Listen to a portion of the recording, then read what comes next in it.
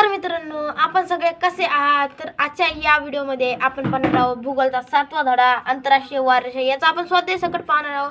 तर मित्रांनो, आपण हा व्हिडिओ लास्ट पर्यंत व एंड पर्यंत पहा. आपण तुम्हाला या व्हिडिओमध्ये तुम्हाला खूप काय पाहायला मिळेल आणि खास करून हा 9वीच्या विद्यार्थ्यांसाठी आहे, कारण 7वा आंतरराष्ट्रीय वारसा धडा हा 9वीसाठी आहे. तर चला मित्रांनो, करूया आपल्या व्हिडिओला स्टार्ट. तर आपण नवीन असाल तर चॅनलला लाईक आणि सबस्क्राईब करून घ्या. तर मित्रांनो, 7वा आंतरराष्ट्रीय वारसा खालीलपैकी प्रश्नातील योग्य पर्याय निवडा. आंतरराष्ट्रीय वारसा ओलांडताना एखाद्या व्यक्तीला कोठून कोठे जाताना एक दिवस आधुनिक धरावा लागेल? उत्तर पूर्वेकडून पश्चिमेकडे. नंबर 2. अंश पूर्व रेखावृत्तावर बुधवार सकाळचे 10 वाजले असतील तर आंतरराष्ट्रीय वारसा किती वाजले असतील? बुधवार रात्रीचे 9. ई. जागतिक संकेतानुसार पृथ्वीवरील तारीख व वारातील बदल कोणत्या रेखावृत्तावर होतो? 180. ई. पृथ्वीवर दिवस आंतरराष्ट्रीय वाररेषेच्या कोणत्या दिशेला सुरू होतो? पश्चिम. आंतरराष्ट्रीय वाररेषामुळे जगभरात कशामुळे वाहतुकीचे वेळा सुसूत्रता येते? वाहतुकीचे वेळापत्रक. मित्रांनो, तुम्हाला या व्हिडिओमध्ये तुम्हाला खूप शॉर्ट उत्तर भेटतील. मोठी तुम्ही जर दुसऱ्या याच्यामध्ये पाहाल, जसे डिजिटल स्वाध्याय अशा वेगवेगळ्या याच्यामध्ये पाहाल तर तुम्हाला तिथं खूप मोठे उत्तर भेटतील, पण माझ्या या व्हिडिओमध्ये तुम्हाला हमखास छोटे उत्तर मिळेल. चला मित्रांनो, भौगोलिक कारणे. प्रश्न क्रमांक 3. 1.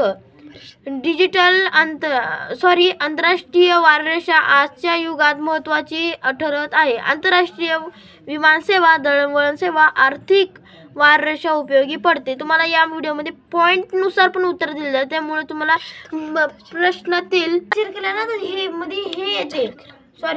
थांबा. बघूया आता पॉईंटनुसार. तुमचा पॉईंट सेकंड आहे, आंतरराष्ट्रीय वाराच्या समायोजनाचे गरजेतून निर्माण झालेली आहे. थर्ड पॉईंट, यामुळे सर्वात उत्तम समन्वय ठेवण्याची तारीख व वार होणारा बदलातील गोंधळ टाळण्यासाठी आंतरराष्ट्रीय वाररेषा अत्यंत महत्त्वाचे ठरते. 4. आंतरराष्ट्रीय वाररेषामुळे जागतिक वाहतुकीचे वेळापत्रक योग्य पद्धतीने सांभाळले जाते. प्रश्न क्रमांक 2. आ. पृथ्वीवरील दिवस पॅसिफिक महासागरातून उगवतो, सुरू होतो व उगवतो आपण काही म्हणू शकतो. तर उत्तर अ. भूभागावरील एखाद्या ठिकाणी दिवसाची सुरुवात झाली तर त्या ठिकाणच्या पूर्वेकडे व पश्चिमेकडे कोणता दिवस धरायचा यावरून गोंधळ टाळण्यासाठी पॅसिफिक महासागरावरून जाणाऱ्या व 180 रेखावृत्ताला अनुसरून आखलेल्या आंतरराष्ट्रीय वाररेषेवरून पृथ्वीवरील दिवस सुरू होतो व संपतो. प्रश्न क्रमांक 4. पुढील प्रश्नांची थोडक्यात उत्तरे लिहा. 1. आंतरराष्ट्रीय वारसा आखताना कोणत्या बाबी विचारात घेतात? उत्तर 1. आंतरराष्ट्रीय वाररेषा 180 अंश रेखावृत्ताला अनुसरून आखताना ती रेषा पूर्णपणे समुद्रावरून जावी लागती व अशा बाबी विचारात घेतात. 2. याप्रमाणे एकाच देशाचा बेटाचा समूह हा सुद्धा आंतरराष्ट्रीय वाररेषेचा एका बाजूस असावा लागतो, ही बाबही विचारात घेतली पाहिजे. 180 अंश रेखावृत्ताला अनुसरून आंतरराष्ट्रीय वाररेषा आखताना ती रेषा काही प्रसंगी पूर्वेकडे किंवा पश्चिमेकडे वळवण्यात आलेली आहे. तर प्रश्न क्रमांक 2. आंतरराष्ट्रीय रेषा ओलांडताना तुम्ही कोणकोणते बदल कराल? 1. पूर्वेकडे प्रवास करत असताना आंतरराष्ट्रीय वाररेषा ओलांडली तर त्या वार तारखेच्या मागचा वार व तारीख ग्राह्य धरू. पश्चिमेकडे प्रवास करत असताना आंतरराष्ट्रीय वाररेषा ओलांडली तर त्या वार व तारखेचा पुढचा वार, म्हणजे यामध्ये उलटसुलट दिलेले आहे. तर आता प्रश्न क्रमांक 3. आंतरराष्ट्रीय वाररेषा 180 रेखावृत्ताप्रमाणे सरळ का नाही? 1. उत्तर 1. एकाच भूभागात रेषेच्या 2 भागात म्हणजे रेषेच्या पूर्वेकडे व पश्चिमेकडे 2 वेगळे वार व तारखा असा गोंधळ उडाला यामुळे. तर मित्रांनो, आपण तो गेला प्रश्न पाहिला. या प्रश्नामध्ये आपण त्याचा दुसरा पॉईंट आहे, तोच पॉईंट आहे. तुम्ही जरा लक्ष देऊन पहा, त्यामुळे तुम्हाला समजेल जरा.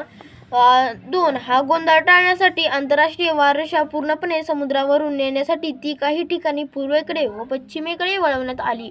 यामुळे आंतरराष्ट्रीय वाररेषा 180 रेखावृत्ताप्रमाणे सरळ नाही.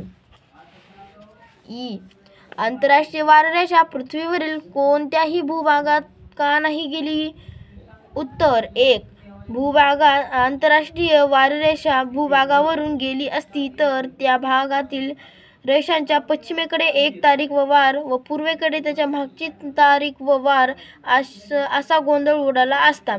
काल्पनिक रेषा ही रेषा काल्पनिक असून भूभागावर ती नक्की केव्हा कोणता वार व तारीख चालू आहे हे समजणेही फार कठीण आहे.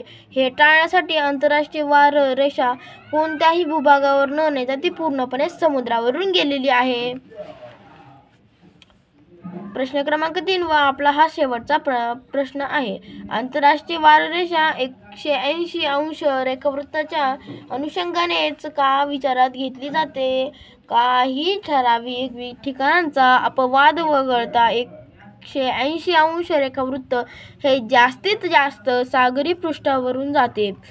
त्यामुळे आंतरराष्ट्रीय वाररेषा सुद्धा सागरावरून आखण्यासाठी 180 रेखावृत्ताच्या अनुषंगानेच विचारात घेतली जाते. तर मित्रांनो, अशा प्रकारे आपण इयत्ता 9वीचा भूगोलचा 7वा धडा पाहिला आहे. त्या धड्याचे नाव आंतरराष्ट्रीय वाररेषा आहे. तर हा धडा आपल्याला अशा प्रमाणे येतो. तुम्ही पाहू शकता मी हे करतोय. अशा प्रकारे तुम्हाला उत्तरे आहे. तर मी मित्रांनो तुम्हाला चला तर मित्रांनो थँक्यू.